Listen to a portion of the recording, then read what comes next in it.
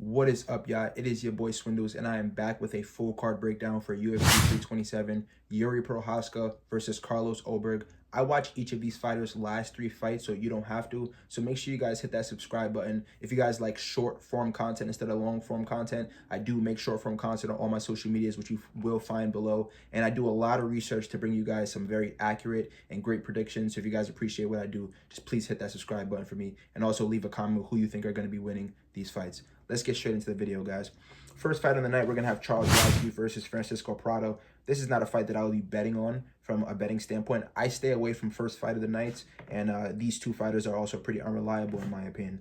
As far as Prado, he's very aggressive, especially early. He's a power striker, and that's pretty much what he relies on. In my opinion, he has some cardio issues, and his defense can be pretty sloppy, and also he's pretty predictable on the feet. When I'm looking at a striker, I want to see somebody that sets things up consistently. I don't want to see somebody that's just going out there and fighting, which for both of these fighters, you can say they do that. As far as Radke, I would say he has a little bit more of a balanced skill set, at least on the feet. He's a pretty durable fighter, depending on who he's fighting, and his IQ can be questionable. Both of these fighters' IQ can be questionable, in my opinion. When he first came into the UFC, he showed that he had some finishing ability. He did get a submission in his last fight, but he's had some unfortunate losses in the UFC, obviously. Like, if you take a look at the Mike Malott loss, that was one of the worst ones because there was so much beef going into that fight with the whole USA versus Canada situation. He went out there and got knocked out in the second round, got knocked out in the first round versus Carlos Prates. Granted, that's Carlos Prates. And then Frunza, I'm not really putting that much stock into that win personally. So both of these fighters, I would say, low-level fighters in my opinion for the UFC. This is why it's the first fight of the night. But I'm going to go with Charles Radke here. I feel like he's going to have the power advantage here. I feel like he has the reach advantage, which I like. And he's also going to be able to outvalue Francisco Prado. Now, as far as the betting line here, we have Charles Radke at a -175 and Prado at a +145. I wouldn't be laying a -175 on Charles Radke, even though I do think he's going to be winning this fight. And I do agree with the line movement. He opened up at a -245, and now he's a -175. So people think that Francisco Prado is live, and they think the fight is closer than the odds suggest, and I do as well. So that's the way that I'm leaning with this fight, but I'm going to stay away from it. As far as the next fight on the card, guys, we have Kevin Gastelum versus Vicente Luque. Is it just me, or with Kevin Gastelum, I feel like he's 34, but like in fight years, he's like 40. I mean, maybe it was the Israel Adesanya fight. It just put a lot of mileage on him. But when he fights now, I just feel like his reactions are so slow, which is the reason why I can't back him confidently here. Now, as far as these fighters' skill sets, we have Vicente Luque. He has a pretty well-rounded skill set, I would say. He can submit you. He can knock you out. He can outvalue you on the feet and take you to a decision. We've seen him in 5-round fights before. But obviously, we have our question marks. The recent losses that he's had, the recent surgeries that he's had, we obviously have to take that into account. Now, as far as the way that I think this fight goes, I feel like Kevin Gastelum's reactions are very slow, but he can take a shot so well that it doesn't really seem like he's getting hit as much as he actually is getting hit. Now, on Vicente Luque's side of things, he's always getting countered cleanly, and Kevin Gastelum is a counter striker and a very powerful one at that. I don't think Kevin Gastelum is going to be able to put Vicente Luque out, but I do think that his shots are going to just affect Vicente Luque more than Vicente Luque's shots affect Kevin Gastelum. And I'm going to say that he has the bigger moments, and I'm going to say that it's a relatively close fight that goes to decision, and I'm going to say that Kevin Gastelum wins on the scorecards 29-28. And that's going to be my prediction, but this is another fight that I'm personally not going to be betting on.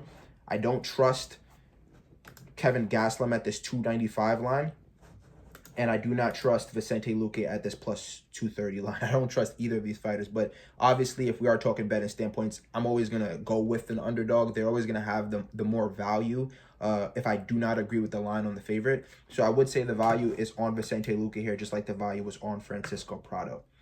All right, let's get on to the next fight. After we get out of these early prelims, I really like the fights. I can talk about them a little more in depth. They're actually fights that I'll be betting on, so I did like very extensive research on. Next fight, we have Chris Padilla versus Markel Maderos. And this is a fight that a lot of people argued back and forth with me on when I posted my short form video on TikTok. Markel Maderos, I think, is a really elite striker. I compared him to Malcolm Wellmaker. Obviously, they're in different divisions, but I think he's someone that has decent takedown defense. He's not the easiest to control when he does get down, but he's pretty elite on the feet. He has really good boxing. Now, Chris Padilla, on the other hand, he's definitely going to be the more well-rounded fighter in this fight. He can clinch you up against the fence, use the elbows and the knees. He can take you down to the ground, submit you down there, ground and pound you down there. He's also very defensively responsible on the feet. His IQ is really high, and he's a pretty good striker in his own right. I'm going to give Markel Maderos the slight advantage on the feet as far as striking, but Chris Padilla's striking defense is so high level. He keeps his hands so high, and he defends so well that I don't really feel like that's going to matter in this matchup. I also heard that Chris Padilla is a film connoisseur. He studies his opponents like we would study him for doing these UFC breakdowns, which I really like. So he's going to know his openings, and he's also going to have a major reach advantage here, 5-inch reach advantage. So yeah, I'm going with Chris Padilla. I like him here in this spot. And as far as the betting line, we have him opening up as a minus 195. We have money coming in on Markel Maderos. That's people respecting him, seeing the same thing that I'm seeing, the fact that this could be somewhat of a close fight. And he is now a minus 155, and I like him at that line. I don't play any sort of straight bets over a minus 150, so that's not something that I would be betting on, but I really like that. Alrighty. As far as this next fight, we have, I believe, our only women's fight of the night. Yes, and it is Tatiana Suarez versus Lupi Godinez. This is a pretty good fight. I would say that both of these people's primary strength is going to be in the same place. I don't think Lupi is high level on the feet, even though we've seen her go out there and have success. Like, if you take a look at her versus Tabitha Ricci, she was able to defend some of the takedowns and also outvolume her on the feet, which Tabitha Ricci, you know, she isn't one of the best strikers in the division or anything like that. But for you to be able to go out there and outvolume her, it shows that even though your technical skills is low level, you're still going to go out there and throw volume. You're still going to go out there and fight for our money. So I like that about Lupi, but I would say that she's pretty good in the clinch. And I would say that when she gets you down, she's pretty good as well, especially if she's fighting someone that isn't skilled down there. The problem is she's fighting somebody that's skilled down there in Tatiana Suarez. That's Tatiana Suarez. That's her go-to. And I would say that she's better than Lupi there. What scares me in this matchup is that if she's not able to take Lupi down and control her, if she's not able to clinch fuck her against the fence, the ref doesn't let her just hold her against the fence and just chill there, what's going to happen then? I think Lupi Godinez is going to have that advantage on the feet. But we do have to obviously go out there and give Tatiana Suarez credit. When she was on the feet with Amanda Lemos outside of that third round, she looked decent. She was able to hold her own. She got absolutely destroyed by Zhang Wei Li on the feet, but yeah, I guess she held her own. I mean, she made it to a decision. But regardless, I'm not rating either of these fighters high in the striking department, so I'm going to pretty much just take the one that I feel like is going to have the better grappling here and be able to assert their game plan better. And I believe that's Tatiana Suarez, so that's what I'm going with for this fight right here. All right, now that we're past that fight, these are the juicy fights. These are the fights that I'd actually consider betting on. I'm going to really go into detail with these. I really like these fights. Let's get straight into it. Next fight on the card, we have Matus Gamrot versus Esteban Ripovich. Now, this is one of those fights that scares me because I feel like one of them have a clear path to victory, and it's Matus Gamrot. I mean, if you take a look at Matus Gamrot's opponents, I would say Ludovic Klein's very similar. Rafael Vaziev, despite how that fight actually ended, it wasn't actually a KO. He was still able to get Vaziev down and control him for a good part of that second round, as well as Ludovic Klein. I think he controlled Ludovic Klein for about 8 minutes or so, 8 minutes and 45 seconds. So we know he's able to go out there and do that. And if you take a look at Esteban Ribovich's fights, he fought a guy who actually fights out of his same gym in Kilkif FC, Loki Razdabov. And that fight, if you take a look at it, I mean, if you watch it, you see what happened. But if you just take a look at the stats, you'll see that he was controlled for a substantial amount of time, 7 minutes and 38 minutes with 11 takedowns. And he was not outstruck, but he was also landed with 40 strikes on him. And if you take a look at it, he was getting pieced up on the feet. He was getting wobbled. Now he has a major step up in competition in Matus Gamrot, someone that's an even better wrestler than him. So he has that clear path to victory, Matus Gamrot does. But what scares me is, I mean, even in that fight, any moment that Esteban was on the feet, he was throwing. He was really going for it. So, like, it does scare me to a point that maybe Matus is able to control him for a whole entire first round, but that second round starts, and, you know, all it takes is one to land cleanly for a domino effect to fall and everything to just go downhill for Matus. I'm gonna say that Esteban doesn't land that shot though. I'm gonna say that Matus is disciplined enough on the feet. He's gonna be hungry coming off that Charles Oliveira loss, even though he took that on short notice. He knows that he wasn't his full self on a full camp. I would say Ludovic Klein and Rafael Fiziev and Charles Oliveira and Dan Hooker, those are all step up in competitions compared to Esteban. I think that they gave Matus a little bit of a, not a layup here, but they gave him a very winnable fight after giving him Charles Oliveira on short notice. I think they're doing him a favor here. So I have Matus winning this. And as far as the odds, we have Matus at a -195. I think there's value in him on that line. I mean, we've seen it swell from a -170 to a -192 for a reason. So yeah, I think there's value on that line. I mean, at first I was scared because Esteban, like I said, he brings it on the feet, throws a lot of volume. All it takes is one. He's a very powerful fighter. I just don't think he's going to be able to catch Gamrot clean. And if he does catch him clean and tries to follow up, I believe Gamrot will be able to take him down and survive that. So I like Gamrot on the spot. All right. Next fight of the night, guys, we have Randy Brown versus Kevin Holland. These two are basically the same mystical fighter, man. They have the same height. You know, reach is not that far apart. You know, both black dudes who have, you know, an attitude and shit. But yeah, I'm going with Rude Boy. Got a Rude Boy. I'm going with Randy Brown here. Now, I'm going to tell you why. I feel like both of these people strike very similarly. They're going to use their range. They're going to use their jab to set up their power shots. They're going to use those little kicks. Kevin Holland may mix in some takedowns. Randy Brown has shown to have decent takedown defense. But I'm going to go with who I think is going to be more defensively responsible here and who's going to take this fight more serious, who's going to be the hungrier fighter when they're in the ring, and who I think is going to land the cleaner shots overall. And I think that's going to be Randy Brown, simply because Kevin Holland is willing to take 5 to land 3. I don't really think he takes the fight game serious at this point. Randy Brown's going to be very motivated, especially after the loss to Bonfim, which everyone can argue that was a early stoppage. We've seen referees let fighters go through a lot more. Randy Brown was not only conscious, he was covering himself, and he was trying to protect himself from follow-up shots. So they should have gave him a little longer. I'm sure he's upset about that. I'm sure he's upset about the Brian Battle loss, with Brian Battle missing weight and him having to fight someone who was damn near 15 pounds, 20 pounds heavier than him on the night of fight night. So he's had some unfortunate fights in the UFC. Granted, Kevin Holland just came off the Mike Malott loss, which was also unfortunate because he got kneed in his balls and all that, and he didn't really fight the same the rest of the fight, whatever the case may be. But Kevin Holland doesn't take this game serious. I can't trust him at this point in his career. He seems like he's somewhat motivated going into this fight, but I follow both of them. Randy Brown seems even more motivated. He's in shape. He's in good spirits. I think he's going to learn from his losses. I think he's going to go out there and beat Kevin Holland. And the fact that this fight is basically a pick-me on most books, -110, -110. You got value on either side. The books are telling you it's close. I would go with Randy Brown. I'd rather be on his side if the fight is going to be close. All right, guys. Last fight of the prelims, and it's a pretty good one.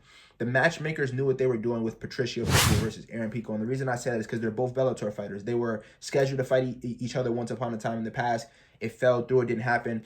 They have very similar opponents, as in Jeremy Kennedy. Jeremy Kennedy KO'd Aaron Pico. Aaron Pico actually got injured in that fight, his shoulder. And then Patricio Pitbull KO'd Jeremy Kennedy in the 3rd round. Now, I actually heard from an interview that Aaron Pico's training with Jeremy Kennedy. Not only Jeremy Kennedy, but he's training with Hamzat, not for this full camp, but for a part of this camp, also Henry Cejudo, and obviously the people over there at Jackson Wink MMA. He's getting a lot of work and a lot of attention after that Lerone Murphy loss because he's still only 29 years old. People know how elite he is, and they know that he's going to learn a lot from that Lerone Murphy loss, only being 30 years old. Patricio Pitbull was talking about retiring just before he came to the UFC. He's 38 years old. Suspect performance versus Yair Rodriguez, and then boring fight versus Dan Ige. Pico's going to bring it. Pico sounds very confident. He seems like he knows what he needs to do in this fight to win. He's very familiar with Pitbull. And I really like Pico going into this matchup. I feel like this is one of the more confident picks on the card for me. I like the volume that he brings. And I also fear the counter coming from Pitbull and Pitbull possibly knocking Aaron Pico out. But Aaron Pico just got knocked out. You're going to get a smarter Aaron Pico. You're going to get a more cautious at first Aaron Pico. You're going to get a more calculated Aaron Pico, which I think would be a dangerous one. So I like him going into this fight. And the odds also suggest that he's going to go out there and not dominate. I mean, he's a minus 305 on DraftKings and a minus 360 on FanDuel. So if you use those two books like I use those two books, I would be looking to hop on that DraftKings line if you're thinking about parlaying Aaron Pico. All right, guys. Next fight, first fight of the main card. This fight is very weird to me, and I believe it's like a toss-up. I feel like both of these fighters fight very similarly. Now, they don't really like the fight being on the mat, but I feel like if it was to go down there, Cub Swanson may be a little more comfortable as far as like submission attempts and things like that. But both of them, they can submit you if they get on the mat. These are long-term, highly experienced UFC fighters and mixed martial artists. The reason I kind of like Cub Swanson in this spot, I just think he looked better in his recent fights. The reason I don't like him in this spot is because it's his retirement fight, and we know that. And I actually think Nate Landwehr is probably going to fight one or two more fights after this fight before he chooses to retire. So we obviously know that he has a little more in the tank than Cub Swanson. And I mean, I would argue that he's fighting the better competition than him in his last three fights. Morgan Charrier, Duhoy Choi, and Jamar Emmers, which can be hit or miss, and then Dan Ige. Those last four fights, compared to Cub Swanson's, he fought Billy Quantrillo, however the hell you say that guy's name. Andre Feely, which obviously he just went out there and gave Jose Delgado a run for his money, so that's a good fighter. Dawadu, Martinez, and Elkin. So I would say that not only is Nate Landwehr more active because he actually fought in 2025 when the last time Cub Swanson fought was in 2024, but I would say he has a little more in the tank. I like the aggression that I know that he's going to bring. I believe he's going to be able to take the shots that Cub Swanson throws his way at 42. And I'm going to go Nate Landwehr here. Nate Landwehr is currently a slight underdog on some books, a slight favorite on some books, but on DraftKings, he is a minus 115 to Cub Swanson coming back at a minus 105, guys. So it's a pick me. Whatever side you guys are on, I will go ahead and attack that line, or I would just catch the fight live. That's usually what I recommend, guys. For these really close fights, the ones you can't really call, just catch them live. I'm sure you'll get a better depiction. Even if you catch the line at like a minus 160 compared to the minus 130 that you could have caught before the fight, and you know you have to pay a little juice for it, at least you're more confident in them winning because you can already see them implementing their game plan. So just wait live and catch it then. And if you guys want my personal bets, the ones that I go heavy on, I bet thousands of dollars on every single week, just go ahead and I'll try to put the link down in the description or in the comment section. If I can't do that, follow my social medias. They'll be in the links in the bios. You can also DM me, text me. I'll text you back, and we can work something out. All right, guys. Next fight on the card, we have Dominic Reyes versus Johnny Walker. I've done a breakdown for all these fights on TikTok and on Instagram, like I already said, in short form. And this was another one that a lot of controversy. Now, Dominic Reyes is a very powerful striker when he lands cleanly, which he tends to land cleanly.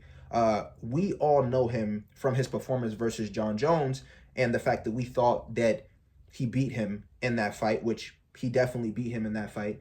And then obviously had a lot of downhill performances getting finished, I believe 3 times in a row, if I'm not mistaken. Yeah, Jan finished him, Yuri finished him, and Spann finished him, which Spann has a very similar build and archetype to Johnny Walker, so, look out for that. And then, obviously, he went out there and knocked out Justin Jacoby, Anthony Smith, Krylov, which, you can argue that, those were not layups for him, but compared to Yuri Yan and John Jones, they were kind of layups for him. And then he came across someone like Carlos Ulberg, which is fighting in the main event, someone who's an elite technical striker, and look what happened to him. So I actually think that Johnny Walker is a skilled fighter. He's just a clown. He fights like a clown, and if he didn't, I feel like he would be an elite fighter. He's very unpredictable. He has the length to be an elite fighter. He obviously has the power. He just went out there and put out a really big prospect. I hear a lot of people talking about that Ming Yang had some sort of injury in that fight because he threw a kick or something. Regardless, Johnny Walker took advantage of that, and he was beating up those legs like I think he might do to Dominic Reyes here, and it led to a finish. So I'm going to actually take the length here. Dominic Reyes, we don't know where his head is at. This is 4 times being finished damn near in the last 5 or 6 fights. So we don't really know where his head at. So I'm just going to go ahead and go with Johnny Walker. I'd rather take the person that's coming off beating a really big prospect compared to the person coming off another knockout loss. We don't know where his head is. He's going to have a reach disadvantage, a height disadvantage, which we've seen him struggle with Ryan Spann. So I'm going to lean Johnny Walker here.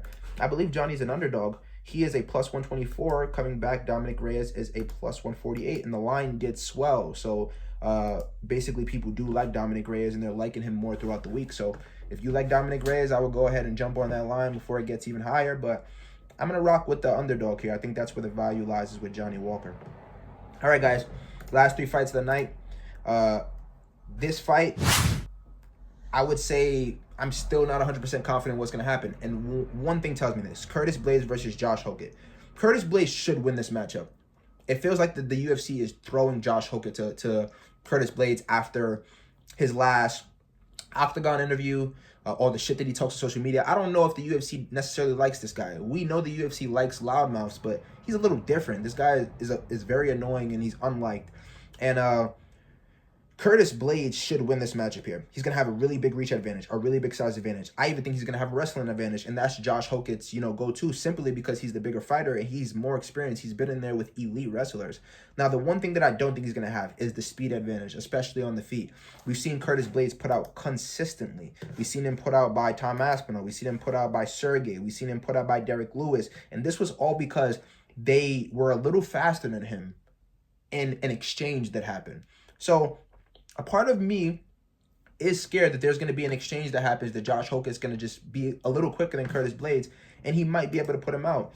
But I'm going to trust that Curtis Blaydes' size in this matchup will allow him to take that shot and allow him to win this fight by enforcing his experience, his will, his grappling, and also his size. So excuse the sound. I live next to a road, so we got a lot of stuff going on. But I think Curtis Blaydes should win this matchup here. I have the fear of the knockout, but I feel like they're kind of throwing him to Curtis. And Curtis seems confident. He seems like he has a very good game plan. He knows what to do. And he's fought the way better competition. So I'm going to go with him here, and him being a minus 122 scares me even more. Because for someone this experienced, for someone that has fought the competition they have, he should be a more heavy favorite. And I don't like the fact that the books are not making him that. And I'm sure that there's a lot of money coming in on Curtis, because I know a lot of people that really like Curtis this week. And the line still isn't moving. So why is that? I mean, the books actually opened him up at a minus 142, and the line moved down to a 122. So that shows me that people are really liking Josh Hokett here for whatever reason. So I'm going to go Curtis Blaydes, though.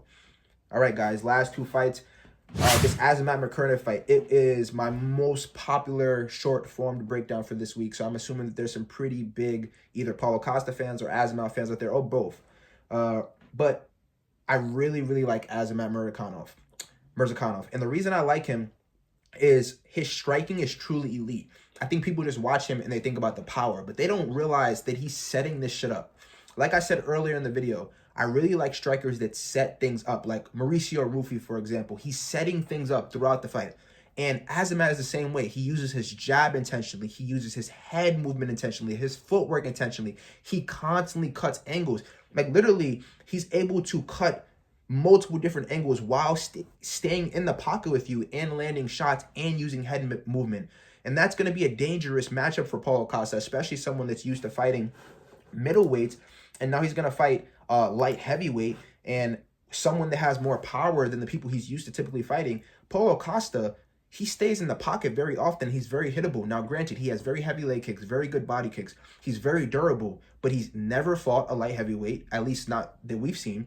And he also stays in the pocket very long. He is very slow with his defensive reactions. And despite him not having to cut as much weight, you have to think that him having more weight on him is going to make him slower naturally.